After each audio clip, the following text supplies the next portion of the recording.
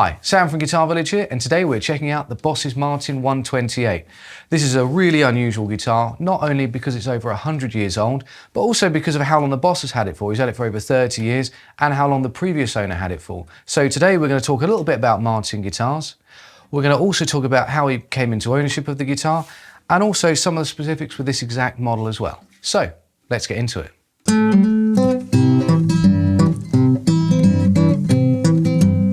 Okay, so for those of you who aren't aware of Martin guitars, I mean, where have you been? They've been building guitars for over 190 years. They've literally just celebrated that anniversary and they built nearly 2.5 million guitars.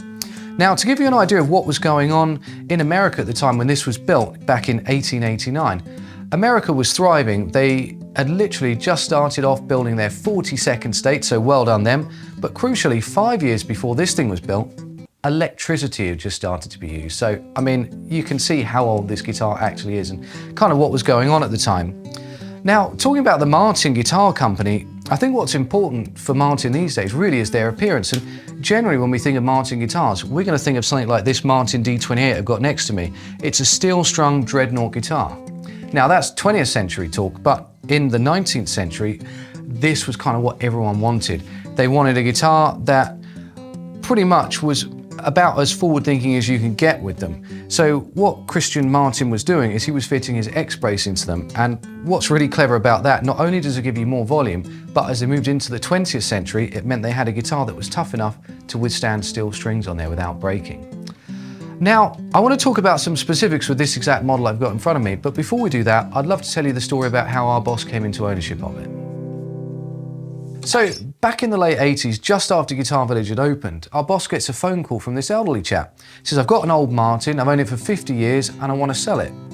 And he just wanted to sell it to a guitar specialist, someone that was an enthusiast and absolutely loved these guitars. So, because he was only fairly local and he was quite elderly, the boss thought, I'll pay him a visit and we'll go and check this guitar out and see exactly what it is. And boy, was he in for a treat. So when he gets there, this guitar comes out of a case, and he soon realised that this was a late 1800s Martin. Now, these are pretty rare guitars. There's not tons of information. There's a bit about them, but each model's slightly different. And he sat down with the guitar, and this chap said, look, can you play the guitar for me? I've got arthritis, hence why I want to sell it. I've had the guitar for 50 years. I got it from my brother, and it's time to move it on. So play me a few songs on it. And then before you know it, there's some vintage port coming out, and they're having a great time together. The boss decides to buy it. And right before he leaves, this chap says, now you're not going to sell the guitar, are you? Obviously, that was the original intention. And you know what? The boss turned around and said to him, no, this guitar's got a special story. You've owned it for so long, and I'm going to keep it. And you know what? True to his word, 30 years later, he's still got it.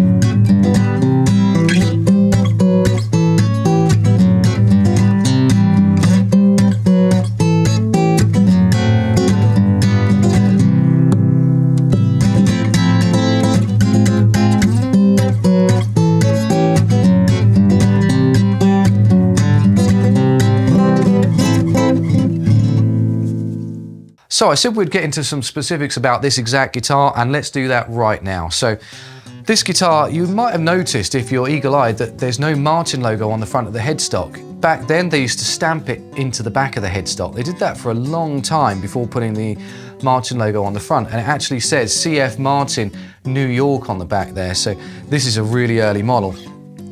Now, we managed to date this guitar, and it took a little while, but what's cool, there was a certain period, I think it's about 1870 to about 1893, something really random like that, where what they used to do is they used to actually pencil date inside the top. And you know what? We got the mirror and we got some lights in there, and we had a look, and you can actually see that it was made in March of 1889. So it's really cool we can get it down to an exact month. Some really big points on this actually as well is that this is like definitely on the endangered species list. You've got this kind of like elephant ivory binding, you've got hide glue, you've got Brazilian rosewood back and sides, which in this case look absolutely gorgeous as well. I think this is a really nice guitar, and because it's a 28 style, what you've got is, yeah, I said you've got the grained elephant ivory binding on there, you've got the zigzag back inlay on it as well, and also you've got the rosette on there, which I can't remember how many rings exactly, there's like 12 rings or something on there, but it's really impressive the amount of inlay work.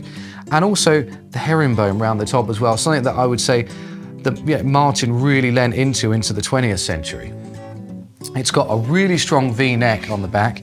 It's not super worn through. I have a feeling that it may have been refinished at some point, but when it was done, it must have been years and years ago. I mean, our boss has owned it for 30 years and the previous owner had owned it for 50 years, so we've got about 80 years worth of history, and neither of them really had much to mention in the way of work on the guitar. Typically, because of when this would have been built, it would have had a kind of more modern pyramid style bridge, which is the one where you've got bridge pins on, like most Martins, like this D28 next to me, so you can actually put the strings through holes and you push pins into them. Inside, we've seen evidence of that on there, but on this one you can see it's got a brand new bridge on. Now, other interesting points. I've mentioned it's a 128, so let's break that down a little bit. Now, the 1 is the size. 1 was the biggest size for a long time, and 28 is the style, just like the Martin I've got next to me here, the D28. It's quite a high spec, and you know, this sort of guitar at the time would have been typical in the sense that they all pretty much had a spruce top and rosewood back and sides on them. Around that period, that's pretty much all Martin used to fit.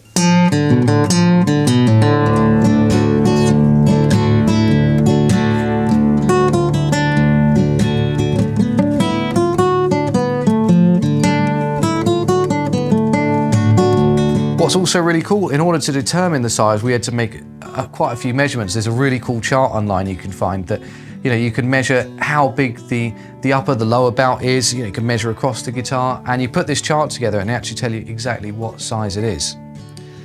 If we were fortunate enough to have the original coffin case, which we don't, what Martin used to do as well is inside there used to be a little label and you would put the size and style on there by hand as well, which is really nice.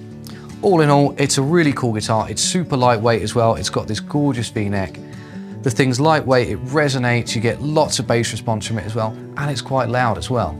Well, look, it's been great showing off this guitar. I think, you know, the overwhelming sensation when you pick this guitar up is that when it was built, people didn't have electricity in their homes, which seems like 1,000 years ago to me.